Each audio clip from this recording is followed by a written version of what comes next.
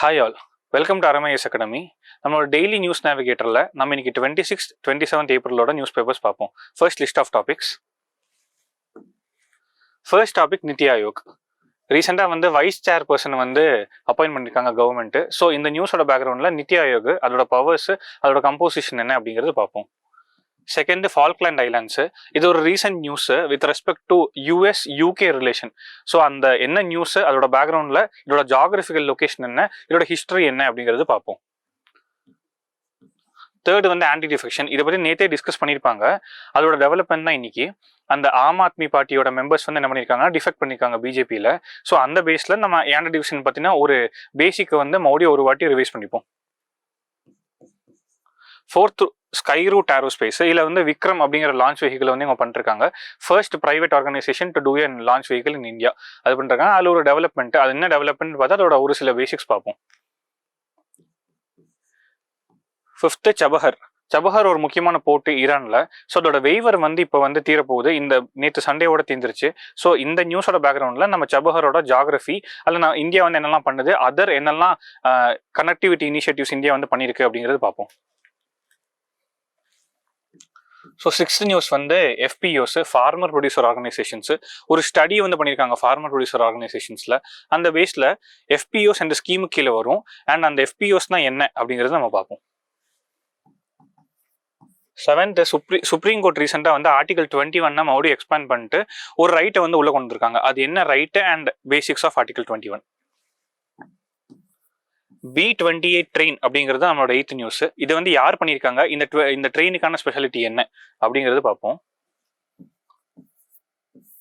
9th national commission for SC Mamata Banerjee chief minister of West Bengal மேல ஒரு action ஒன்று எடுத்திருக்காங்க. ஸோ அது என்னால் எடுத்திருக்காங்க அண்ட் அதோட பேக்ரவுண்ட்ல நேஷனல் கமிஷன் ஃபார் SCயோட கான்ஸ்டிடியூஷனல் ப்ரொவிஷன்ஸ் ஃபுல்லாக பார்த்துடலாம். 9th, எத்தனால் பிளெண்டிங்கை பற்றின ஒரு நியூஸ் அனாலிசிஸ் த ஹிந்துல வந்துச்சு. இந்த நியூஸோட பேஸ் வச்சுட்டு நம்மளோட எத்தனால் பிளெண்டிங் ப்ரோக்ராம்னா என்ன, national policy on biofuels and generation of biofuels, இது மூணுமே பார்த்துடலாம். 11th பெனே மெனாஷி கம்யூனிட்டி இந்தியா சார்ந்த ஒரு கம்யூனிட்டி. அவங்க இஸ்ரேலுக்கு மைக்ரேட் பண்ணப்படுறாங்க. இப்போ இஸ்ரேலோட கவர்மெண்ட் லெட் ப்ரோக்ராம்ல. ஸோ அந்த கம்யூனிட்டி பற்றி ஒரு பேசிக்ஸ் பார்ப்போம். 12 ரீசெண்டாக ஒரு மெகாலித்திக் பரியல் சைட்ஸ் விதர்பா ரீஜன்ல ஆர்கியாலஜிஸ்ட் கண்டுபிடிச்சிருக்காங்க. அதில் ஒரு டிஸ்டிங் பேட்டர்ன் ஆஃப் பரியல்ஸ் இருக்கு. அது என்ன distinct pattern of burials and megalithic பரியல்ஸ்னா பேஸ் என்ன அப்படிங்கிறதும் பார்த்துருவோம். இப்போ நம்ம ஃபர்ஸ்ட் நியூஸ்குள்ள போகலாம். ஃபர்ஸ்ட் நியூஸ்ல நித்தி ஆயோக்ல புது வைஸ் சேர்பர்சன் நியமிச்சிருக்காங்க. யார் அப்படின்னா அசோக் குமார் லாஹிரி அப்படிங்கிற ஒரு எக்கனாமிஸ்ட் பண்ணியிருக்காங்க. இவர் இதுக்கு முன்னாடி என்னவா இருந்திருக்காரு அப்படின்னா MLA ஆஃப் வெஸ்ட் பெங்காலாவும் இருந்திருக்காரு. அது மட்டும் இல்லாமல் chief economic adviser to government அப்படிங்கிற மாதிரி இருந்திருக்காரு. இதுக்கு முன்னாடி யார் இருந்தாங்க அப்படின்னா சுமன் கே பேரி அப்படிங்கிற ஒருத்தங்க இருந்தாங்க. அவங்க 2 years இருந்தாங்க. ஸோ நம்ம நித்தி ஆயோக் பற்றின பேசிக்ஸ் பார்க்கலாம். ஸோ ஃபர்ஸ்ட் நித்தி ஆயோக் இது எது ரீப்ளேஸ் பண்ணிச்சு அப்படின்னா பிளானிங் கமிஷனை ரீப்ளேஸ் பண்ணிச்சு. அண்ட் இது ஸ்டேட்யூட்டரி பாடியா கான்ஸ்டியூஷனல் பாடியா அப்படின்னு கேட்டாங்கன்னா ஸ்டேட்யூட்டரியும் கிடையாது, கான்ஸ்டியூஷனும் கிடையாது. இது என்ன அப்படின்னா வெறும் ஒரு ரெசல்யூஷன் மூலியமா தான் வச்சிருக்காங்க நித்தி ஆயோக். அடுத்தது என்னெல்லாம் கம்போசிஷன். ஃபர்ஸ்ட் சேர்மன் யாரு அப்படின்னா prime minister of India. So இது ஒரு ex officio position. Second vice chairman. அது யாரா வேணாலும் இருக்கலாம். ஆனா he or she will be appointed by prime minister. இது கொஞ்சம் கவனம் வைக்கணும். ஏன்னா மோஸ்ட் ஆஃப் தி கான்ஸ்டிடியூஷனல் பொசிஷன்ஸும் ஸ்டேட்யூட்டரி பொசிஷன்ஸ் எல்லாம் பாத்தீங்க அப்படின்னா பிரசிடென்ட் இருப்பாரு. ஆனா நித்தி ஆயோகோட வைஸ் சேர்பர்சனை யார் பண்ணுவாங்க அப்படின்னா அப்பாயின்ட் பண்ணுவாங்கன்னா பிரைம் மினிஸ்டர் தான் அப்பாயின்ட் பண்ணுவாங்க. அது மட்டும் இல்லாம அவங்களுக்கு கேபினெட் மினிஸ்டர் ரேங்க் கொடுப்பாங்க. இவங்க மட்டும் இல்லாம நமக்கு CEO இருக்காங்க. அது மட்டும் இல்லாம மெம்பர்ஸும் இருக்காங்க. CEO யாரா இருப்பாங்க அப்படின்னா செக்ரட்டரி ரேங்க்ல இருக்கிறவங்க யாரா இருப்பாங்க. They will also be appointed by the government தான். அடுத்தது அவங்கள என்னெல்லாம் இருக்கு அப்படின்னு பார்த்தா ஃபர்ஸ்ட் கவர்னிங் கவுன்சில் யாரெல்லாம் இருப்பாங்கன்னா எலெக்டட் யாரெல்லாம் இருக்காங்களோ administrators or elected chief ministers அவங்க தான் இருப்பாங்க. இதுல எக்ஸப்ஷன் என்னன்னா லெப்டினன்ட் கவர்னர்ஸ் எக்ஸப்ஷனா இருப்பாங்க வித் லெஜிஸ்லேச்சர். ஸோ யாரெல்லாம் அப்படின்னா CMs of all the states and lieutenant governors of CMs of Delhi and Puducherry and lieutenant governors of other union territories. அடுத்து regional council. இது பெர்மனன்ட் பாடியான்னு கேட்டால் கிடையாது. இது ஒரு அட்ஹாக் மெஷர் தான். ஸோ தேவைப்படும் போது என்ன பண்ணுவாங்கன்னா இன்டர்ஸ்டேட் இஷ்யூஸ் ஏதாச்சும் சால்வ் பண்ணணும் எதாவது இருந்துச்சுன்னா ரீஜனல் கவுன்சில்ஸ் வைப்பாங்க.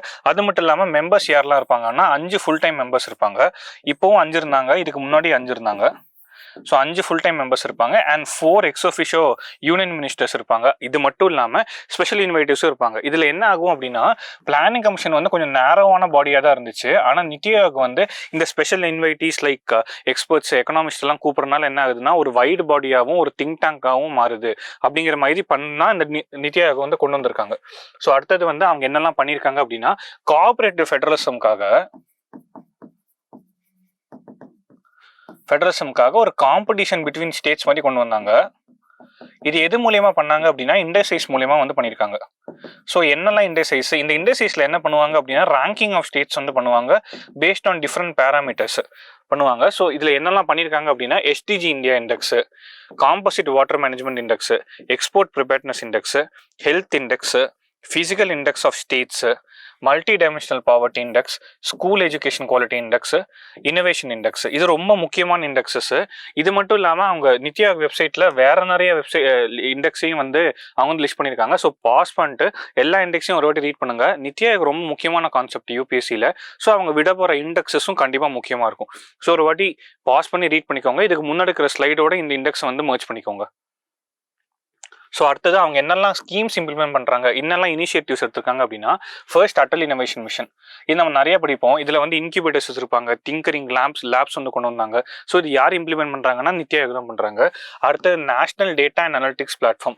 இப்போ இந்த டேட்டா கவர்னன்ஸ், டேட்டா ஒரு முக்கியமான விஷயமா இருக்குது. ஸோ இந்த கவர்மெண்ட் டேட்டாவை எப்படி வந்து யூஸ் பண்ணுறது, எப்படி இன்ட்ராபிலிபிலிட்டி பண்ணலாம் இந்த கவர்மெண்ட் டேட்டாவில் அப்படின்னு கொண்டு வந்த ஒரு இனிஷியேட்டிவ் தான் என்னது அப்படின்னா national data and analytics platform. மூணாவது ஆஸ்பிரேஷன் டிஸ்ட்ரிக்ட் ப்ரோக்ராம். இதுல என்ன பண்றாங்கன்னா சூஸ் பண்றாங்க ஒரு 112 டிஸ்ட்ரிக்ட்ஸை சூஸ் பண்ணி, ரொம்ப புவரா இருக்கிற டிஸ்ட்ரிக்ட்ஸை சூஸ் பண்ணி டார்கெட் பேஸ்டா வந்து என்ன பண்றாங்க அந்த ஸ்பெசிபிக் நீட்ஸ் பார்த்த மாதிரி என்ன பண்றாங்கன்னா அங்க இன்டர்வென்ஷன் பண்றாங்க. அதுதான் ஆஸ்பிரேஷனல் டிஸ்ட்ரிக்ட் ப்ரோக்ராம். நாலாவது போஷன் அபியான். இந்த பேர்லயே உங்களுக்கு புரியும், நியூட்ரிஷன் இன்டர்வென்ஷன் பண்றதுக்காக பண்ற ஒரு ப்ரோக்ராம். ஃபிஃப்த் வந்து e Amrit portal. This is related to e vehicles. இது ஒரு பெரிய இனிஷியேட்டிவோட பார்ட்டு. அது பெரிய இனிஷியேட்டிவ் என்ன, UK India joint road map of 2030.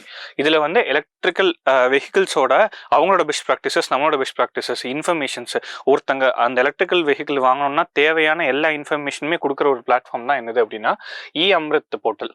ஆறாவது லைஃப். இது வந்து நம்ம பிரைம் மினிஸ்டர் வந்து ரொம்ப நாளாக ப்ரொமோட் பண்ணிருக்காரு இல்லை, என்னன்னா அப்படின்னா சஸ்டைனபிள் லிவிங் கொண்டு வரணும். நம்ம சின்ன சின்ன விஷயங்கள்ல வந்து என்விரான்மெண்ட் ஃப்ரெண்ட்லியான ப்ராக்டிசஸ் கொண்டு வரணும் அப்படிங்கிறது. இதுவும் வந்து யார் இம்ப்ளிமெண்ட் பண்றாங்க அப்படின்னா நிதி ஆயோக் தான் பண்றாங்க. இதோட ஸ்லோகன் என்ன அப்படின்னா global pro planet people community. இதுதான் வந்து பண்றாங்க. ஸோ நிதி ஆயோக் முடிஞ்சு. Second news is with respect to Falkland island. இந்த ஃபால்க்லேண்ட் ஐலாண்ட் நியூஸ் என்னன்னு பார்ப்போம். நியூஸ் என்னன்னா இந்த Falkland island is an UK administrate டெரிட்டரியா இருக்கு. இப்போ ரீசெண்டா நடந்த ஈரான் இஸ்ரேல் வார் இருக்கு இல்லையா, இதுல வந்து யூகேயோட பார்ட்டிசிபேஷன் கம்மியா இருக்குன்னு சொல்லிட்டு யூஎஸ் என்ன சொல்லியிருக்காங்க அப்படின்னா அவங்களோட ஸ்டாண்டை மாத்திரம்னு சொல்லியிருக்காங்க. என்ன ஸ்டாண்ட் அப்படின்னா ஃபால்க்லேண்ட் ஐலாண்டுக்கு வந்து டிஸ்பியூட்டட் டெரிட்டரி தான், யாருக்கும் மத்தியில அப்படின்னா அர்ஜென்டினா அண்ட் பிரிட்டன் இவங்களுக்கு மத்தியில வந்து வார் வரைக்குமே நடந்திருக்கு. ஸோ இப்போ யூஎஸோட பொசிஷன் என்ன அப்படின்னா it is an UK administrate Overseas territory அப்படின்னு தான் சொல்லியிருக்காங்க. இது வந்து பிரசிடென்ட் ட்ரம்ப் என்ன சொல்லியிருக்காரு அப்படின்னா because you are not involve in Iran Israel வார்ல அவ்வளோ இன்வால்வா இல்லைனால பனிஷ்மெண்டா நாங்கள் என்ன பண்ண போறோம்னா எங்களோட ஸ்டாண்ட்ஸை வந்து மாற்ற போறோம்னு இருக்காங்க. லாட்டின் அமெரிக்கன் கண்ட்ரிஸ் எல்லாமே அது அர்ஜென்டினியன் டெரிட்டரி அப்படிங்கிற மாதிரி தான் எடுத்துக்காங்க. ஸோ அதை வச்சுதான் இந்த நியூஸ். நம்ம இதை ஜியாகிரபிக்கலா பார்ப்போம். ஃபர்ஸ்ட் வந்து என்ன அப்படின்னா இது வந்து எப்படி பிரிஞ்சிருக்குன்னா வெஸ்ட் ஃபால்க்லேண்ட் அண்ட் ஈஸ்ட் ஃபால்க்லேண்டா பிரிஞ்சிருக்கு. அண்ட் இதோட கேபிட்டல் என்ன அப்படின்னா ஸ்டான்லி. ஸோ நான் சொன்னதுதான், it is a remote British overseas territory contested definitely sovereign அப்படிங்கிறாங்க. 480 kilometres east of Patagonia and 1200 kilometres from Antarctica. அடுத்தது என்ன அப்படின்னா east and west Falkland plus 773 small island countries தான் இருக்காங்க. அண்ட் கேபிட்டல் என்ன அப்படின்னா ஸ்டான்லி. இப்போ British overseas territory called Islas. இது பிரிட்டிஷ் ஓவர்சீஸ் டெரிட்டரி இஸ்லாஸ்ங்கிறாங்க. மால்வினாஸ்ன்னு சொல்லிட்டு அர்ஜென்டினியன் சொல்றாங்க. ஸோ கண்டெஸ்டட் தான். இவங்களுக்கு வார் நடந்திருக்கு. அதோட ஹிஸ்டரி பார்ப்போம். ஸோ ஃபர்ஸ்ட் வந்து 18th and 19th centuryல not only this countries, Spain, France, Britain, Argentina எல்லாருமே இதுக்கு வந்து கண்டெஸ்ட் பண்ணாங்க. 1982ல வந்து வார் நடந்துச்சு. அர்ஜென்டினா வந்து இன்வைட் பண்ணாங்க, யூகே வந்து ரீக்ளைம் கண்ட்ரோல் எடுத்துக்கிட்டாங்க. ஸோ அதுலேருந்து யூகே கிட்ட தான் இருக்கு. 2013 ஒரு ரெஃபரண்டம் வச்சாங்க. அதில் 99.8% என்ன பண்ணாங்கன்னா நாங்கள் பிரிட்டன் கூட இருக்கிறோம் அப்படிங்கிற மாதிரி சொன்னாங்க. ஸோ இப்போ வந்து யூஎஸ் வந்து நியூட்ரலா இருக்கு. லாட்டின் அமெரிக்கன் கண்ட்ரிஸ் வந்து என்ன பண்றாங்க அப்படின்னா அர்ஜென்டினியன் டெரிட்டரியை தான் அதை வந்து கன்சிடர் பண்றாங்க. ஸோ யூஎஸ் நியூஸ் இருக்காங்கன்னா இதை வந்து மாற்றும் அப்படிங்கிற மாதிரி சொல்லியிருக்காங்க. ஸோ நம்ம பேசிக்ஸ் பார்ப்போம் இதோடது. இது எங்க இருக்கு அப்படின்னா சவுத் அமெரிக்கா இருக்கு இல்லையா, அதோட பேஸ்ல தான் இருக்கு நம்மளோட ஃபால்க்லேண்ட் ஐலாண்டு. ஸோ இங்க நம்ம பார்த்துருப்போம் ஜியாகிரபியில, இங்க ஒரு கரண்ட் போகும், cold current, Falkland current. So இங்க வெஸ்ட் விண்ட் ட்ரிஃப்ட் இருக்கும், கொரியோலிஸ் ஃபோர்ஸ்னால டேர்ன் ஆயிட்டு ஃபால்க்லேண்ட் கரண்டா மாறும். ஸோ ஆஸ் இது வந்து டுவர்ட்ஸ் ஈக்வேட்டர் போகுது இல்லையா, ஸோ கோல்டு வாட்டர்ஸை வார்ம் வாட்டர்ஸ்க்கு எடுத்துட்டு போகும். ஸோ கோல்டு கரண்ட், இது ஒரு ஜியாகிரபிக்கல் ஃபேக்டர். ரெண்டாவது நியரஸ்ட் கண்ட்ரி என்ன அப்படின்னா அர்ஜென்டினா. அடுத்தது பேசேஜ் பார்ப்போம் பக்கத்துல, Drake passage and Scotia sea and southern Georgia and south sandwich islands. Actually இது ரெண்டையுமே வந்து ஒரே ஹெட் குவார்ட்டர்ஸ்ல இருந்து தான் வந்து அட்மினிஸ்டர் பண்றாங்க. ஸோ இது எல்லாமே என்னன்னா யூகே ஓவர்சீஸ் டெரிட்டரிஸ்.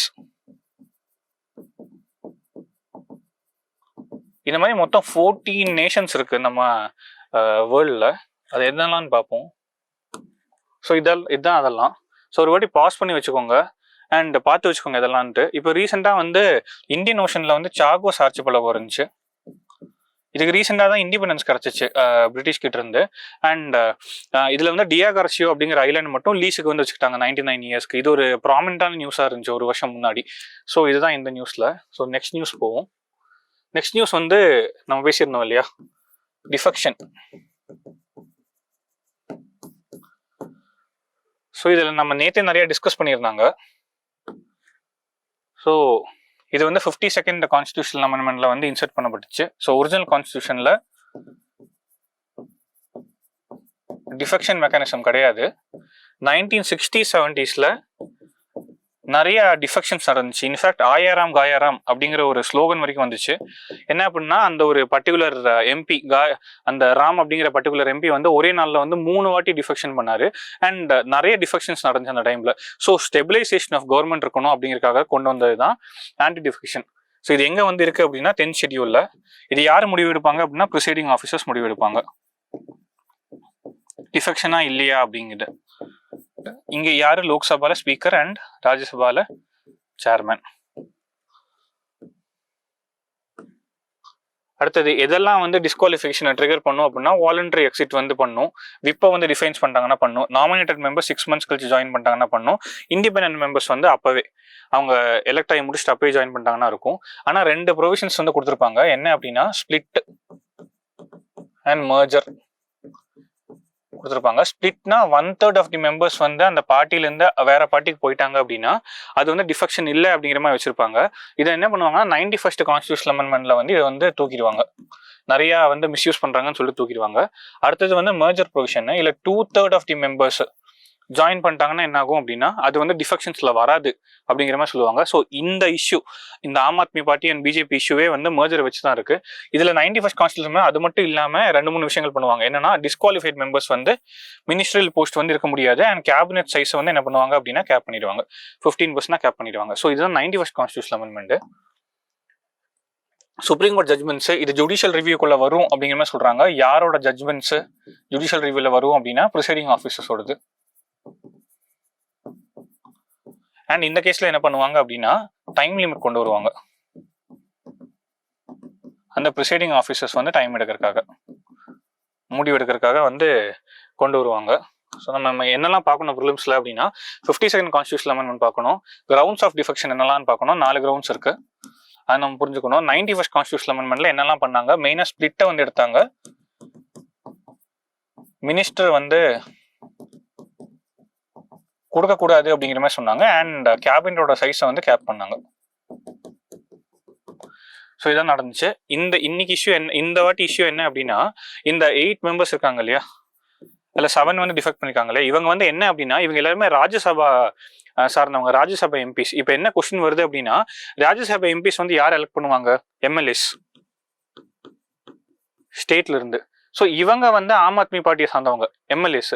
ஸோ என்ன ஆகும், அந்த ரெப்ரஸன்டேஷனே வந்து ரொம்ப எஃபெக்ட் ஆகும் அப்படிங்கிறாங்க. ஒரு பார்ட்டியிலேருந்து சார்ந்தவங்க அவங்களை எலெக்ட் பண்ணி அனுப்புறாங்க, அவங்க டிஃபெக்ட் ஆனாங்கன்னா என்ன ஆகும்? இது ஒரு புது கிரைட்டீரியா இந்த கேஸை பொறுத்த வரைக்கும். ராஜ்யசபா எம்பிஸ் டிஃபெக்ட் ஆனாங்கன்னா அவங்க எலெக்ட் பண்ணதே வந்து அந்த பார்ட்டியோட எம்எல்ஏஸ் ஆச்சு. ஸோ அது வந்து எப்படி வந்து இங்க வந்து ஒர்க் அவுட் ஆகும் அப்படிங்கிறது ஃபர்ஸ்ட்.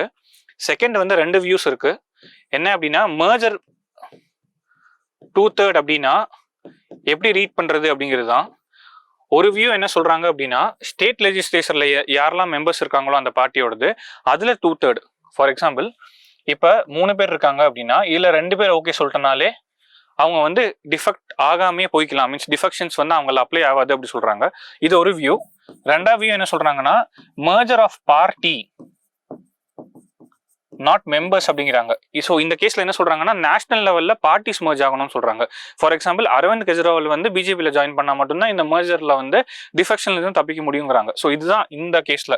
ஒன்னு ராஜ்யசபா எம்பிஸோட கியூரியஸ் கேஸ். எலெக்ட் பண்ணப்பட்டது வேற பார்ட்டியோட எம்எல்ஏஸ் வச்சு, இப்ப டிஃபெக்ட் ஆகுறது வேற பார்ட்டியா இருக்கு. ஸோ இது எப்படி ஒர்க் அவுட் ஆகும் அப்படிங்கிறது, ஏன்னா ரெப்ரஸன்டேஷன் ஒர்க் அவுட் ஆகாது இல்லையா இதுல. செகண்ட் வந்து 2 views on merger. National party merge ஆனா மட்டும்தான் டிஃபெக்ஷன்ஸ் வராதா, இல்ல வந்து மெம்பர்ஸ் மட்டுமே பண்ணா போதுமா? இதுதான் இந்த கேஸ். ஸோ அடுத்தது வந்து ஸ்கை ரூட் ஏரோஸ்பேஸ். இவங்க விக்ரம்ங்கிற லான்ச் வெஹிக்கிள் வந்து வச்சிருக்காங்க. ஸோ ஃபர்ஸ்ட் டைம் இந்தியாவில் வந்து ஒரு பிரைவேட் ஆர்கனைசேஷன் லான்ச் வெஹிக்கிள் பண்ணுறது இல்லை தான். இது நம்மளோட யூபிஎஸ்சி பேப்பர்ஸில் வந்து எங்கே லிங்க் ஆகும் அப்படின்னா, சயின்ஸ் அண்ட் டெக்கில் அண்ட் GS 3ல வந்து லிங்க் ஆகும். ஸோ இதோட பேசிக்ஸ் பார்ப்போம். இப்போ இன்னைக்கு நியூஸ் என்ன அப்படின்னா, பேலோட ஃபேரிங் வந்து நடந்திருக்கு அப்படிங்கிறாங்க. பேலோட ஃபேரிங்னா என்னன்னா, the upper nose cone of launch vehicle which houses satellite. இந்த ஒரு லான்ச் வெஹிக்கிள் இருக்குன்னா இந்த கோன் தான் என்ன சொல்றாங்க அப்படின்னா ஃபேரிங், பேலோட ஃபேரிங் அப்படிங்கிறாங்க. ஓகே, இது என்ன பண்ணிருக்காங்க அப்படின்னா, they have moved this to Sriharikota. So இதுதான் இந்த நியூஸ். ஸோ விக்ரம் 1 என்னது அப்படின்னா, Vikram 1 is an multi stage launch vehicle with solid liquid fuel based engines. So multi stage and multi fuel based. எவ்வளோ கெப்பாசிட்டி இருக்குன்னா 350 kgs to lower earth orbits இருக்கு. இதுக்கு முன்னாடி 2022ல விக்ரம் S வந்து ஃபர்ஸ்ட் டைம் வந்து லான்ச் பண்ணாங்க. இதுவுமே வந்து ஒரு ஹிஸ்டாரிக் மொமெண்ட் தான் இருந்துச்சு. லான்ச் வெஹிக்கிள் ஃபர்ஸ்டா பண்ணது. இது வந்து ஃபுல் ஆர்பிட். விக்ரம் 1 வந்து ஃபுல் ஆர்பிட், இது வந்து சப் ஆர்பிட்டல். சப் ஆர்பிட்டல் ஃபிளைட்னா என்ன அப்படின்னா, லோவர் ஸ்பீட்ல பண்ணுவாங்க. எர்த் அட்மாஸ்பியருக்கு மேல போனா போதும் அப்படின்னு பார்ப்பாங்க. எர்த்தை வந்து சுத்த வேணாம், ஆர்பிட் பண்ண வேணாம் அப்படிங்கிறத பாக்குறது தான் sub orbital. So launch at slower speed than the orbital velocity so that it reaches outer space but cannot get into an orbit around earth அப்படிங்கிறது தான். ஸோ அட்மாஸ்பியரை தாண்டி போகணும், ஆனா ஆர்பிட் பண்ண வேணாம் அப்படிங்கிறது தான் சப் ஆர்பிட். ஸோ இது வந்து ஏற்கனவே வந்து அச்சீவ் பண்ணிட்டாங்க விக்ரம் S வச்சு. இதோட மிஷன் பேர் என்ன இருந்துச்சுன்னா பிராரம்பு. ஸோ விக்ரம் சாராபாய் அவரை வச்சுதான் இந்த பேர் வச்சிருக்காங்க. சாலிட் ப்ரொபலண்ட்டுக்கு வந்து என்ன பேர் வச்சிருக்காங்கன்னா கலாம்னு வச்சிருக்காங்க. லிக்விடுக்கு ராமன் அண்ட் கிரையோஜெனிக்கு தவன். எல்லாருமே வந்து என்னன்னா டிஸ்டிங்விஷ்டு சயின்டிஸ்ட் இவங்களோட பேர்ல வச்சிருக்காங்க. இது இந்த நியூஸ்ல இருந்துச்சு. ஸோ மேபி கேட்கலாம். விக்ரம் 2 and 3 இருக்கு. அண்ட் இதோட வெர்ஷன்ஸ் வந்து ஜாஸ்தியாக போகுது. மீன்ஸ் இந்த பேலோட கெப்பாசிட்டி வந்து ஜாஸ்தியாக போகுது. இதுதான் அது. அண்ட் இன்னொரு ப்ரிலிம்ஸ் ஃபேக்ட் என்னன்னா, it is made up of carbon composite and not metal அப்படிங்கிறாங்க. And 3D printed indigenous made engines தான் அது. இதோட யூஸ் என்ன அப்படின்னா, ரொம்ப குவிக்கா வந்து அடுத்தடுத்த இன்ஜின்ஸ் வந்து பண்ணலாம். சீக்கிரமா லான்ச் வெஹிக்கிள்ஸ் பண்ணலாம். ஏன்னா 3D பிரிண்டட் தானே. ஸோ இதுதான். ஸோ நம்ம என்னெல்லாம் ப்ரிலிம்ஸ் ஃபேக்ட் பார்க்கணும் அப்படின்னா, விக்ரம் S என்னது parent organisation Skyroot. Vikram S என்னது சப் ஆர்பிட்டல் மிஷன்னா என்னது அப்படின்னு பார்க்கணும். மிஷன் பிராரம்ப் என்னது, விக்ரம் 1 என்ன, அதோட ஸ்டேஜஸ், அதோட பேரு, கெப்பாசிட்டி என்ன டெக்னாலஜி யூஸ் பண்ணி மேனுஃபேக்சர் பண்றாங்க, 3D மேனுஃபேக்சரிங் யூஸ் பண்ணி பண்றாங்க, என்ன மெட்டீரியல்ஸ் வந்து யூஸ் பண்ணியிருக்காங்க, அப்படிங்கறது பார்க்கணும். மூணாவது விக்ரம் 2 and 3 பார்க்கணும். இதை பத்தி எதுவுமே பேசினது இல்லை, ஆனா கெப்பாசிட்டி ஜாஸ்தியா இருக்கும் அப்படிங்கிற மாதிரி சொல்லியிருக்காங்க. ஸோ இது நம்ம படிச்சா போதும் ப்ரிலிம்ஸ்க்கு. நெக்ஸ்ட் டாபிக் வந்து சபஹர் போர்ட். இல்ல ஃபர்ஸ்ட் நியூஸ் என்னன்னு பார்ப்போம். சபஹர் போர்ட் ஒரு இம்பார்ட்டன்டான போர்ட், இந்தியாவோட ஜியோ பொலிட்டிக்கல் பெர்ஸ்பெக்டிவ் இம்பார்ட்டன்டான போர்ட். இது எங்க இருக்குன்னா ஈரான்ல இருக்கு. ஆனா இப்ப போற இஷ்யூஸ்ல ஈரான் மேல வந்து யூஎஸ் வந்து சாங்ஷன்ஸ் போட்டிருக்காங்க. இந்த சாங்ஷன்ஸ் இப்ப இல்லை, இதுக்கு முன்னாடியே போட்டிருந்தாங்க. சபஹர் மேலேயும் போட்டிருந்தாங்க. ஆனா என்னன்னா இந்தியாவுக்கு வந்து வெய்வர் கொடுத்துருந்தாங்க. ஆனா இந்த வெய்வருக்கு ஒரு பீரியட் இருந்துச்சு, அந்த பீரியட் வந்து போன சண்டேவோட எண்ட் ஆயிடுச்சு. ஸோ அதை வச்சுதான் இந்த நியூஸ் ஆர்டிகல் இருக்கு. இதுல என்ன சொல்றாங்கன்னா இந்தியா ஆல்ரெடி ஒரு ஹை ஸ்டேக்ஸ் வச்சிருக்காங்க அங்க இருக்கிற ஒரு டெர்மினல்ல. இப்ப இந்த சாங்ஷன்ஸ்ல இருந்து வெய்வர் கொடுக்க மாட்டாங்க அப்படிங்கிற மாதிரி தான் போயிட்டு இருக்கு. இப்போ அவங்களோட ரிலேஷன்ஷிப் ரொம்ப மோசமா இருக்கு. யாரோடனா யூஎஸ் அண்ட் ஈரானோட ரிலேஷன்ஷிப் ரொம்ப மோசமா இருக்கு. அடுத்த பீஸ் டாக்ஸ் கூடி வந்து பிரசிடென்ட் ட்ரம்ப் வந்து ஆள் அனுப்ப மாட்டேன் அப்படிங்கிற மாதிரி சொல்லிட்டாரு. ஸோ இதனால வெய்வர் வந்து இந்தியாவுக்கு வந்து கிடைக்காது. ஸோ என்ன பண்ணலாம் அப்படின்னா அங்க இருக்கிற ஒரு லோக்கல் கம்பெனிக்கு இந்தியாவோட ஸ்டேக்ஸ் வந்து கொடுத்து இந்த பிரச்சனை எல்லாம் சால்வ் ஆனதுக்கு அப்புறம் அந்த ஸ்டேக்ஸ் திருப்பி வாங்கிக்கலாம் அப்படிங்கிற மாதிரி தான் இந்த நியூஸ் ஆர்டிகல் போட்டிருக்கு. அந்த மாதிரி பண்ணுவாங்க கவர்மெண்ட் மேபி அப்படிங்கிற மாதிரி போட்டிருக்காங்க. ஸோ அந்த பேக்ரவுண்ட்ல நம்ம சபஹர் போட்டு ஜியோகிராபிக்கல் லொகேஷன் இது என்னெல்லாம் கனெக்ட் ஆகுது, இது கூட லிங்கான ஒரு சில ஸ்கீம்ஸ் எல்லாம் பார்க்கலாம். ஸோ ஃபர்ஸ்ட் சபஹர் போர்ட் இது எங்க இருக்கு அப்படின்னா சிஸ்தான் பலூச்சிஸ்தான் அப்படிங்கிற இடத்துல இருக்கு. எங்கன்னா ஈரான். இது வந்து கல்ஃப் ஆஃப் ஓமன்ல இருக்கு. ஸோ கல்ஃப் ஆஃப் ஓமன் எங்க இருக்கு? இது வந்துட்டு below strait of Hormuz. So இந்த ஸ்ட்ரைட் ஆஃப் ஹார்முஸ்ல அஃபெக்ட் ஆகாத ஒரு போர்ட் தான் இது. அண்ட் இது வந்து ஓஷானிக் போர்ட். இதான் one and only oceanic port of Iran. ஓகேங்களா? இது மட்டும் இல்லாம இதுக்கு பக்கத்து இன்னொரு போர்ட் இருக்கு, குவாதர். இந்த குவாதர் போர்ட் தான் gateway of China in Indian Ocean அப்படிங்கிறாங்க. நம்ம மேப்ல பார்க்கலாம். ஸோ இப்போ பார்த்தோம்னா இதுதான் போர்ட், இதுதான் குவாதர் போர்ட், இதுதான் சபஹர் போர்ட். இதுக்கு ரெண்டுக்குமே டிஸ்டன்ஸ் வெறும் 70 கிலோமீட்டர்ஸ் அப்படிங்கிறாங்க. ஸோ கல்ஃப் ஆஃப் ஓமன் இங்க தான் இருக்கு. அண்ட் இதுதான் ஸ்ட்ரெயிட் ஆஃப் ஹார்முஸ். ஸோ இதுதான் அது. அண்ட் நான் சொல்லியிருந்தேன் இல்லையா, 2 டெர்மினல் இருக்குன்னு சொல்லிட்டு. ஒன்று வந்து ஷஹீத் கலந்தரி டெர்மினல், இது அவங்களே டெவலப் பண்றாங்க. ஷஹீத் பெஹஸ்டி டெர்மினல் தான் நம்ம டெவலப் பண்றோம். நம்ம ஒரு ஸ்பெஷல் எஸ்பிவி போட்டு வச்சிருக்கோம். அந்த எஸ்பிவி அந்த கம்பெனி தான் வந்து டெவலப் பண்ணுது. ஸோ 2024ல 10 இயர்ஸ் கான்ட்ராக்ட் சைன் பண்ணோம். யார் பண்றாங்கன்னா இந்தியா போர்ட்ஸ் குளோபல் லிமிடெட் அப்படிங்கிற ஒரு கம்பெனி தான் வந்து பண்றாங்க. சப்சிடரி ஆஃப் இந்தியன் கவர்மெண்ட் தான். ஸோ இது வந்து ஏன் வந்து நமக்கு இம்பார்ட்டன்ட் அப்படின்னா it is giving direct access to ஒன்னு ஆப்கானிஸ்தான், ரெண்டாவது சென்ட்ரல் ஏஷியா. ஓகே, இது வந்து வெறும் ஸ்டாண்டலோன் போர்ட் கிடையாது, இது லிங்க்டான ஒரு சில கனெக்டிவிட்டி ப்ராசஸ் இருக்கு. அதனால பார்க்கலாம். இந்த ஜஹேதான் வரைக்கும் வந்து என்ன அப்படின்னா வி ஹேவ் ரெயில் லிங்க். இங்க வரைக்கும் ரயில்வேஸ் இருக்கு. இதுக்கப்புறம் ரோட்வேஸ். இதுக்கு இம்பார்ட்டன்ஸ் இவ்வளவுதானா அப்படின்னு கேட்டா கிடையாது. இதுல இன்னும் 2 இருக்கு. ஒன்னு ஐஎன்எஸ்டிசி, ரெண்டாவது ஐமெக். இது ரெண்டும் என்னன்னு பார்ப்போம். ஐஎன்எஸ்டிசி இதே மாதிரி கனெக்டிவிட்டி ப்ராஜெக்ட் இந்தியா வந்து ஈரான் அண்ட் ரஷ்யா கூட சேர்ந்து பண்ணுது. ஐஎம்இசிங்கிறது வந்து என்ன அப்படின்னா இதே தான், ஆனா வேற நிறைய கண்ட்ரிஸ் G7 கண்ட்ரிஸ் கூட எல்லாம் சேர்ந்து பண்ணுது. ஸோ இது ரெண்டோட பேசிக்ஸும் பார்க்கலாம். ஸோ ஐஎன்எஸ்டிசி ஃபர்ஸ்ட், இது சென்ட் பீட்டர்ஸ்பர்க்ல இருந்து மும்பை வரைக்கும் வருது. இது என்னெல்லாம் கனெக்ட் பண்ணுது அப்படின்னா மும்பைல ஸ்டார்ட் பண்ணி பந்தர் அப்பாஸ், பந்தரி அன்சாலி, காஸ்பியன் சி வழியா ரஷ்யா போகுது, மாஸ்கோ அண்ட் சென்ட் பீட்டர்ஸ்பர்க் போகுது. ஸோ இது நடு ரூட்டு. ஸோ தோ இந்த டயக்ராம்ல காட்டலனாலும் சபஹர் போர்ட் இந்த ப்ராஜெக்ட்ல வந்து ஒரு முக்கியமான போர்ட். ஸோ இதுவுமே அதே தான். It is giving access to central Asia. இது வந்து 2000ல வந்து மூட் பண்ணாங்க அண்ட் 2002ல வந்து சைன் பண்ணாங்க. சைன்ட் இன் 2002 3 கண்ட்ரிஸ் பண்ணாங்க, இந்தியா, ஈரான் அண்ட் ரஷ்யா. இப்போ நிறைய கண்ட்ரிஸ் இது கூட இருக்கு. ஸோ இதுவும் ஒரு மல்டி மாடல் தான், விச் மீன்ஸ் சி வேயும் இருக்கு, மீன்ஸ் வாட்டர் வேயும் இருக்கு, ரயில்வேஸ் அண்ட் ரோட்வேஸ். இதே மாதிரி இன்னொரு ப்ராஜெக்ட் தான் ஐஎம்இசி. இது வந்து இந்தியாவோட G20 சமிட்ல வந்து 2003ல வந்து சைன் பண்ணாங்க. நிறைய கண்ட்ரிஸ் சேர்ந்து சைன் பண்ணோம். ஸோ இதோட ரூட்டு மும்பைல ஸ்டார்ட் பண்ணி ஃபர்ஸ்ட் துபாய், ஜபல் அலி, அதுக்கப்புறம் சவுதி அரேபியா, அங்கிருந்து இஸ்ரேல். இந்த நியூஸ் ஆர்டிகல் என்ன சொல்லியிருக்காங்க அப்படின்னா இந்த ப்ராஜெக்ட்ல வந்து middle eastern countries, that is Arab கண்ட்ரிஸும் இருக்காங்க, அண்ட் இஸ்ரேலும் இருக்கு. ஸோ இவங்க 2 பேருக்கு இஷ்யூ போயிட்டு இருக்கு இல்லையா? ஸோ அதனால என்ன சொல்றாங்கன்னா, இந்த ப்ராஜெக்ட் சரியா ஒர்க் அவுட் ஆகாது, இனி கொஞ்சம் ஃபியூச்சருக்கு ஒர்க் அவுட் ஆகாது. ஸோ சபஹர் போர்ட் வந்து நமக்கு இன்னும் இம்பார்ட்டன்ட். ஒன்று முன்னாடி போகும்போது கனெக்டிவிட்டினா அது INSTCயா தான் இருக்கும், IMEC போகாது அப்படிங்கிறாங்க. அதுதான் இது ப்ரிலிம்ஸ்க்கு இதெல்லாம் பார்க்கணும். இது அரப் வழியா போயிட்டு ஹைஃபா முடிச்சுட்டு முடியறது எங்க அப்படின்னா பிரேயர்ஸ்ல முடியுது. இது கிரீஸ். இதுவும் அதே மாதிரி தான், மல்டி மாடல் தான். ஏன்னா it has both sea and rail roads. அப்படிதான் இதெல்லாம் தான் countries. India, USA, Saudi Arabia, UAE, France, Germany, Italy and European Union பார்த்து வச்சுக்கோங்க. And it is a part of partnership for global infrastructure and investment. இது என்ன அப்படின்னா G7 countries initiative against BRI. BRI என்னது? Belt and road initiative of China.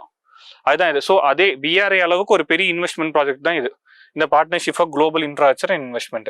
So இதான் நம்ம பார்க்கணும். Chabahar board எங்க இருக்கு, அதோட ஜியோகிராபிக்கல் லொகேஷன் என்ன, அது கனெக்டான 2 projects INSTC and IMEC. So அடுத்த நியூஸ் FPOs. இது 2002 வை அழகு கமிட்டி அப்படிங்கிற ஒரு கமிட்டி ரெக்கமெண்டேஷன்ல வந்த ஒரு கான்செப்ட். ஸோ இது என்னன்னு பார்ப்போம். நம்ம இந்தியாவில் ஃபார்மர்ஸ்க்கு பார்கெனிங் பவர் ரொம்ப கம்மின்னு சொல்றாங்க. என்ன அப்படின்னா அவங்களுக்கு வந்து பிரைஸ் டிஸ்கவரி சரியா பண்ண முடியல, அவங்க ப்ராடக்ட்ஸ்க்கான பிரைஸ் அவங்களுக்கு கிடைக்க மாட்டேங்குது அப்படிங்கிறாங்க. 2வது அவங்களுக்கு மார்க்கெட்டிங் ஸ்கில் கம்மியா இருக்கு, அவங்களுக்கு வெறும் விற்க முடியற ஒரே இடம் எது அப்படின்னா APMC. ஸோ இந்த இஷ்யூ எல்லாம் சால்வ் பண்றதுக்காக என்ன பண்ணாங்க அப்படின்னா FPOs கொண்டு வரலாம் அப்படின்னாங்க. FPOs தான் என்னன்னா SHGs மாதிரி தான். என்னன்னா ஃபார்மர்ஸே ஒரு கலெக்டிவா ஃபார்ம் பண்ணி அந்த கலெக்டிவ் ஸ்ட்ரென்த்தை யூஸ் பண்ணி பார்கெனிங் பவர் இன்க்ரீஸ் பண்றது. ஸோ FPOs நம்ம ரெஜிஸ்டர் பண்ணலாம், 2 இடத்துல ரெஜிஸ்டர் பண்ணலாம். ஒன்னு கம்பெனிஸ் ஆக்ட் கீழே பண்ணலாம், இல்லைன்னா கோஆபரேட்டிவ் சொசைட்டி கீழே பண்ணலாம். ஸோ இவங்க எல்லாமே ஜாயின் ஆனாங்கன்னா இவங்க என்ன பண்ணலாம்னா கொஞ்சம் காசு செலவு பண்ணி ஒரு மேனேஜரல் டீம் வச்சுக்கலாம். அந்த மேனேஜரல் டீம் என்ன பண்ணலாம்னா மார்க்கெட்டிங் எல்லாம் பார்த்துக்கலாம். ஸோ அந்த ஃபார்மர்ஸ் எல்லாம் சேர்ந்து ஒரு கம்பெனி ஆரம்பிக்கிறது தான் FPOs. இதுல என்ன சொல்லியிருக்காங்க அப்படின்னா the national academy for agriculture sciences அப்படிங்கிற ஒரு ஆர்கனைசேஷன் என்ன பண்ணியிருக்காங்கன்னா ஒரு ரிப்போர்ட் கொடுத்துருக்காங்க. என்னன்னா இது ஒழுங்கா ஒர்க் ஆக மாட்டேங்குது. கவர்மெண்ட் வந்து ஒரு ஸ்கீம் கொண்டு வந்துச்சு, 10,000 FPOஸ்க்கு வந்து நாங்க வந்து சப்போர்ட் பண்ணணும்னு கொண்டு வந்தாங்க. ஆனா இது ஒழுங்கா ஒர்க் ஆக மாட்டேங்குது. அதனால இவங்க ஒரு ரெக்கமெண்டேஷன் என்ன சொல்றாங்கன்னா இந்த லார்ஜ் பையர்ஸ் ஃப்ரம் கவர்மெண்ட் இருக்காங்க இல்லையா, ரயில்வேஸ், டிஃபென்ஸ், இவங்க எல்லாம் FPOக்கு இம்பார்ட்டன்ஸ் ஜாஸ்தி கொடுத்தாங்கன்னா அவங்களுக்கு ஒரு ட்ராக்ஷன் கிடைக்கும் அப்படிங்கறத அவங்க சொல்றாங்க. ஸோ நம்ம அது என்ன ஸ்கீம்னு பார்க்கலாம். இதுதான் அந்த scheme, formation and promotion of 10,000 farmer producer organisations FPOs. So FPOs 2 மூலியமா பண்ண முடியும். கம்பெனிஸ் ஆக்ட் மூலியமா பண்ண முடியும், கோஆபரேட்டிவ் சொசைட்டி மூலியமா பண்ண முடியும். And hand holding FPOs for 5 years, that is physical support தருவாங்க. ஓகே, அடுத்து நம்ம பார்க்க வேண்டியது எந்த மினிஸ்ட்ரி இம்ப்ளிமெண்டேஷன்ல இருக்கு அப்படின்னு. இது வந்து காங்கிளமரேட் ஆஃப் மினிஸ்ட்ரிஸ், நிறைய மினிஸ்ட்ரிஸ் சேர்ந்து தான் என்ன பண்றாங்க. அக்ரிகல்ச்சர் மினிஸ்ட்ரி, கோஆபரேட்டிவ் மினிஸ்ட்ரி, அந்த மாதிரி நிறைய மினிஸ்ட்ரி சேர்ந்து தான் பண்றாங்க. அதே மாதிரி தான் இது நிறைய இம்ப்ளிமெண்டிங் ஏஜென்சிஸும் இருக்கு. இது PIB பார்த்த ஒரு டேட்டா. ஸோ இதெல்லாம் தான் இம்ப்ளிமெண்டிங் ஏஜென்சிஸ் ஆஃப் இந்த ஸ்கீம். ஸோ ஒரு வாட்டி பாஸ் பண்ணி ஃபுல்லா பார்த்துக்கோங்க, ரொம்ப முக்கியமான ஒரு ஸ்கீம். அதே மாதிரி இன்னொரு ஸ்டேட்ஸ் கொடுத்துருந்தாங்க PIB-ல, என்னன்னா 2024 வரைக்கும் 810 FPOs வந்து ரெஜிஸ்டர் பண்ணியிருக்காங்க. அதே மாதிரி 6 lakh மேல வந்து 19 lakhs ஃபார்மர்ஸ் வந்து வந்திருக்காங்க. அதில் 6 lakh ஃபார்மர்ஸ் வந்து விமனுங்கிறாங்க. ஸோ விமன் எம்பவர்மெண்ட் அப்படிங்கிற கான்செப்டுக்குமே இது ரொம்ப முக்கியம். ஸோ அடுத்தது வந்து ஆர்டிகல் 21. சுப்ரீம் கோர்ட் ரீசெண்டாக வந்து இது இன்டர்பிரட் பண்ணிருக்காங்க ஆர்டிகலை. இது எங்க வரும் அப்படின்னா நம்ம GS2ல வரும், இந்தியன் கான்ஸ்டிடியூஷன் ஃபீச்சர்ஸ் அந்த இதுல வரும், அண்ட் ஜுடிஷியரிலையும் வரும். ஏன்னா ஜுடிஷியல் இன்டர்பிரிட்டேஷன் தானே, ஸோ அதுலயுமே வரும். ஸோ என்ன சொல்றாங்க ஆர்டிகல், இந்த நியூஸ் என்ன சொல்லுது அப்படின்னா ஆர்டிகல் 21ல இருக்கு இல்லையா, life and right to life and personal liberty, அதுல வந்து right to safe travel on highways is a part of right to life அப்படின்னு இருக்காங்க. இது என்ன கண்டெக்ட்ல இருக்குன்னா போன வருஷம் நவம்பர்ல 2 ஆக்சிடென்ட்ஸ் நடந்துச்சு குஜராத்ல. ஸோ அந்த கண்டெக்ட்ல சொல்றாங்க என்னன்னா இந்த சேஃப் ஹைவேஸ் வந்து நமக்கு வந்து ரொம்ப முக்கியம், அது வந்து பாத்துக்கிறது கவர்மெண்டோட பொறுப்பு அப்படிங்கிறாங்க. ஸோ அந்த பேக்ரவுண்ட்ல 21 என்னன்னு பார்ப்போம். So 21 under part 3 fundamental rights என்ன சொல்லுதுன்னா no person shall be deprived of his life or personal liberty except according to procedure establish by law. So இதில் ஃபர்ஸ்ட் பார்க்க வேண்டியது என்னன்னா no person, so citizen and non citizen.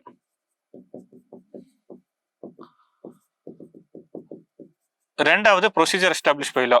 So ஒருத்தங்களை வந்து life and personal liberty எடுக்க முடியாது unless there is a procedure establish by law அப்படின்னாங்க. இந்த இதில் வச்சு இந்த வார்த்தை வச்சு 2 இன்டர்பிரிட்டேஷன் வந்துச்சு. ஸோ 2 ஃபேமஸ் கேஸ் ஆச்சு. ஒன்று AK கோபாலன்,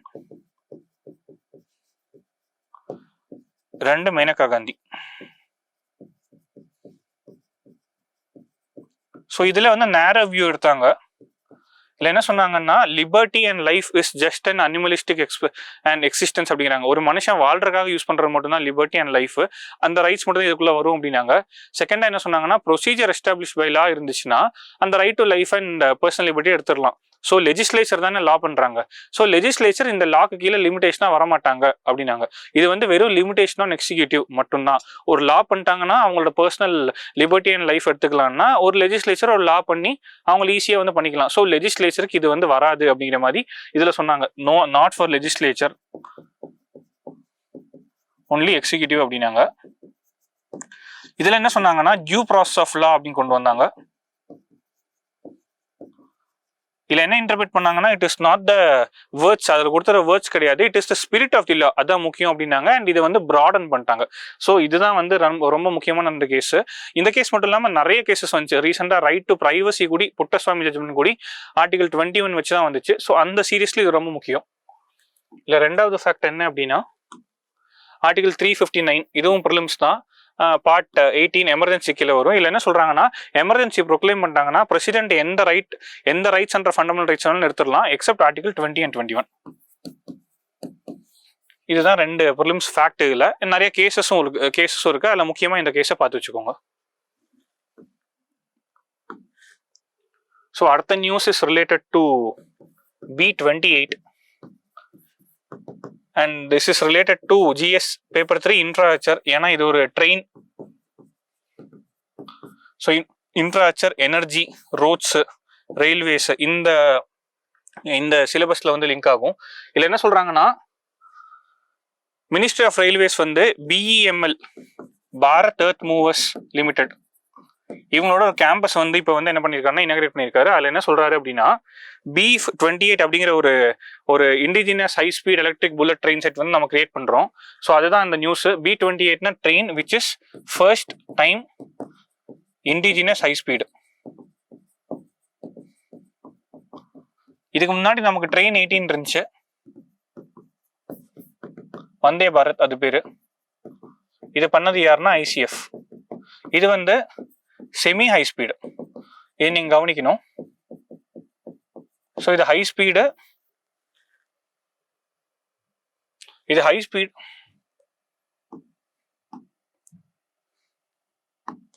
இது ஹை ஸ்பீட் ட்ரெயின், இது semi high speed train. So அதுதான் அதோட ஒரு சில ஃபீச்சர்ஸ். ஆப்ரேஷனல் ஸ்பீட்னா 250 km/h with maximum speed of 280 km/h. எங்க வந்து யூஸ் பண்ண போறோம் அப்படின்னா நம்ம Mumbai Ahmedabad high speed rail இங்க வந்து யூஸ் பண்ண போறோம். எந்த கண்ட்ரி நமக்கு வந்து லிங்க் ஆயிருக்கு இந்த ப்ராஜெக்ட்ல அப்படின்னா ஜப்பனீஸ் ஷின்காசன் டெக்னாலஜி. ஷின்காசன் டெக்னாலஜினா extreme safety, unmatched speed, engineered for reliability அப்படிங்கிறாங்க. என்னெல்லாம் யூஸ் பண்றாங்க அப்படின்னா டிஸ்ட்ரிபியூட்டட் மோட்டார்ஸ், ஒவ்வொரு ரேக்கு கீழேயுமே எலக்ட்ரிக் மோட்டார்ஸ் இருக்கும்.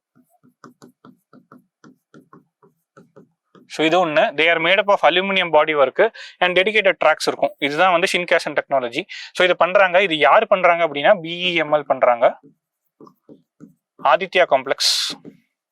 இது ப்ரிலிம்ஸ்ல கேட்பாங்க அப்படியே. So BEML is a body which is under ministry of defence, headquarter in Bangalore, Karnataka. So அதை பார்த்துக்கோங்க. ஸோ அதுதான் அட்மினிஸ்ட்ரேட்டிவ் மினிஸ்ட்ரி யாரு அப்படின்னா ministry of defence, department of defence production. எந்தெந்த ஏரியாவில் இருக்குன்னா டிஃபென்ஸ் அண்ட் ஏரோஸ்பேஸ்ல இருக்கு, mining and construction and rail and metro, இதுக்குள்ள தான் வந்திருக்கு. ஸோ இதுதான் இந்த நியூஸ்.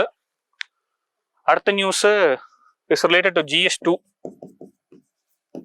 இது எங்க வரும்னா கான்ஸ்டிடியூஷனல் பாடிஸ்ல வரும். என்னன்னா national commission for scheduled cost வந்து என்ன பண்ணியிருக்காங்கன்னா மம்தா பானர்ஜியோட ரிமார்க் வந்து டெரகேட்டரி அப்படிங்கிற மாதிரி சொல்லியிருக்காங்க. ஸோ இந்த பேக்ரவுண்ட்ல நம்ம national commission for scheduled caste பத்தி பார்ப்போம். So first article 338. இதுல என்ன சொல்றாங்கன்னா கம்போசிஷன் கொடுத்துருக்காங்க. ஒரு chairman, chairperson, vice chairperson and 3 members. இவங்களுக்கு எவ்வளவு டென்யூர் கொடுத்துருக்காங்க அப்படின்னா 3 years கொடுத்துருக்காங்க. யார் அப்பாயிண்ட் பண்றாங்க அப்படின்னா பிரசிடென்ட் அப்பாயிண்ட் பண்றாரு. ஸோ இது கூட இதோட ஹிஸ்டரியும் பார்த்துருவோம். ஏன்னா ஒரிஜினல் கான்ஸ்டியூஷன்ல வந்து ஒரு பாடியா தான் அது இருந்துச்சா அப்படின்னு கேட்டால் கிடையாது, ஒரு சிங்கிள் ஆஃபீஸராக தான் இருந்துச்சு. Special officer for SC and ST இருந்துச்சு அண்டர் ஆர்டிகல் 338. ஸோ அடுத்தது ஒரு கான்ஸ்டியூஷன் அமெண்ட்மெண்ட் மூலியமாக தான் அது மல்டி மெம்பர் பாடியாக மாறி இருக்கும். அது எந்த கான்ஸ்டியூஷன்னா 65th கான்ஸ்டியூஷன் அமெண்ட்மெண்ட். இந்த இதில் வந்து இது இந்த body national commission for scheduled caste எஸ்சியோட இஷ்யூஸும் பார்த்துட்டு இருந்துச்சு, எஸ்டியோட இஷ்யூஸும் பார்த்துட்டு இருந்துச்சு, ஓபிசியும் பார்த்துட்டு இருந்துச்சு, அண்ட் ஆங்கிலோ இந்தியனும் பார்த்துட்டு இருந்துச்சு.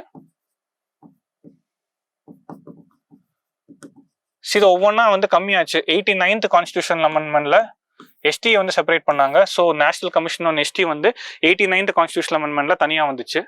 ரீசெண்டாக ஓபிசி 2018ல நேஷனல் கமிஷன் ஃபார் ஓபிசிஸ் தனியாக வந்துச்சு. இப்போ வந்து எஸ்சி அண்ட் ஆங்கிலோ இந்தியன் இது ரெண்டுமே பார்த்துக்கிறது எது அப்படின்னா நேஷனல் கமிஷன் ஃபார் எஸ்சி. அதான் 89th கான்ஸ்டியூஷன் அமெண்ட்மெண்ட். இதோட ஃபங்க்ஷன்ஸ் என்னெல்லாம் இருக்கு அப்படின்னா ஆனுவல் ரிப்போர்ட் பிரசிடென்ட் வந்து கொடுக்கும். ஆனுவல் ரிப்போர்ட் மட்டும் இல்ல, when president teams fit president கேட்கணும்னு இருந்துச்சுன்னா அந்த ரிப்போர்ட் வந்து கேட்கலாம். அந்த ரிப்போர்ட்டை வந்து பிரசிடென்ட் வந்து என்ன பண்ணுவாரு அப்படின்னா பார்லிமெண்ட்ல வைப்பாரு, along with an action taken report.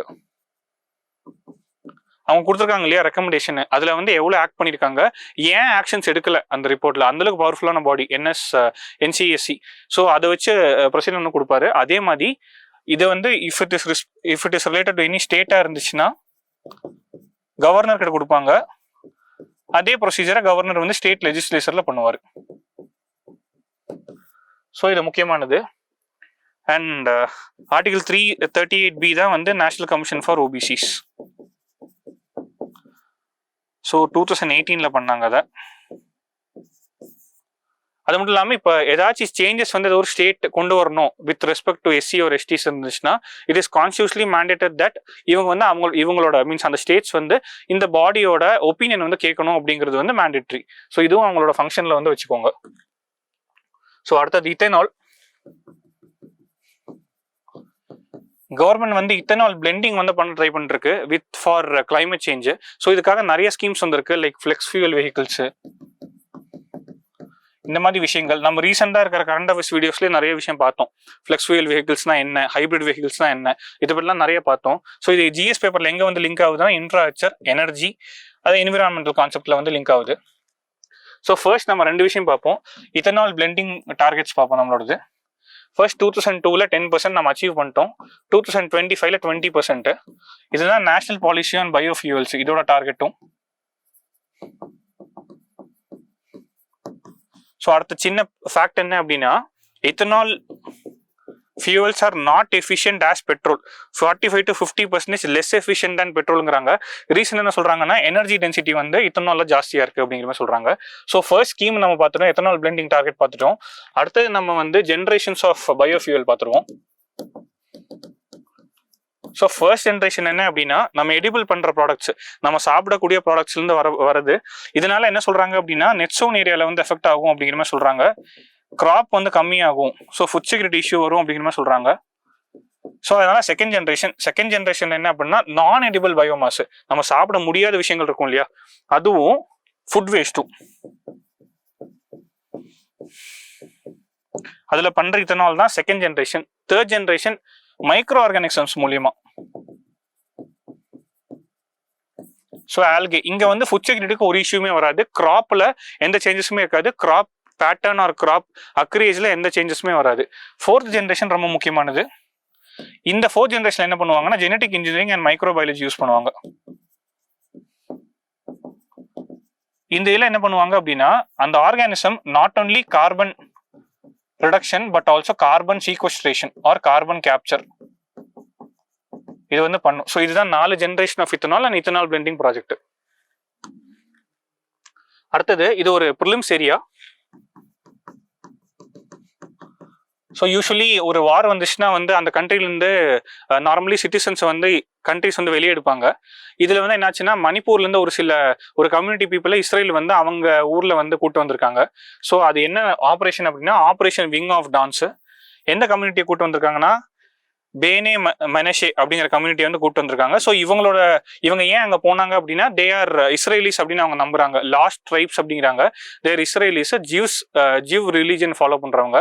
So இதுலயே வந்து என்ன சொல்றாங்கன்னா அந்த கம்யூனிட்டியோட ஃபைனல் டார்கெட்டே என்ன அப்படின்னா they have to reach their homeland, இது இஸ்ரேல் அப்படிங்கிறாங்க.